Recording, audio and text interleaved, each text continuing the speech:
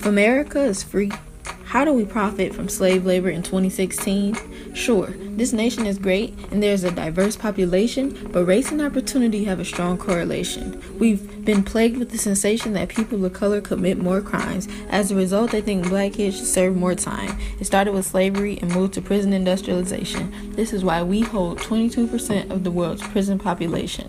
5 times as many whites do drugs, yet the black kids are mislabeled as thugs. They blame it on black crime, but ignore white on white. Statistics prove there's no difference in interracial murders, but that's alright.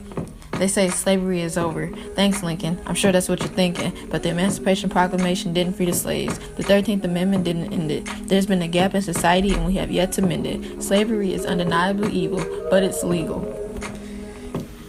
The prison industrial complex took this idea of slavery and made it convex. If you're still trying to understand, it's not complex.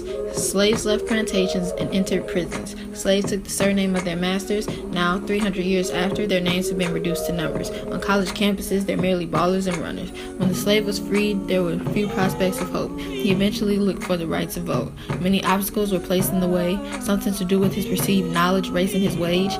The grandfather clause is one of the most prevalent tactics of all. So you have father time, who represents a prison sentence. Even after it has ended, the right to vote in many states has still been suspended. Quite frankly, we should be appalled at the implementation of voter ID laws. This form of disenfranchisement makes America the biggest bandit of all.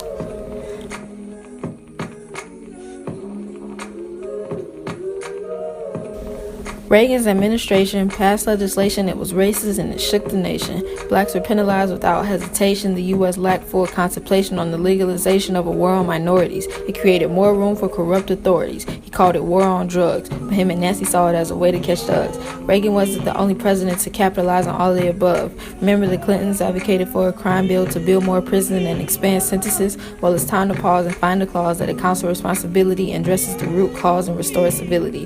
While you eat your whole foods, think about the prisoners that produce your expensive produce. While you added things that require everyday use, shoes, food, bras, telemarketing centers, our prisons do it all. Blame job loss on immigrants and outsourcing overseas, but if I told you the truth, you probably wouldn't believe. Some of your favorite brands play the biggest role in dehumanizing a man.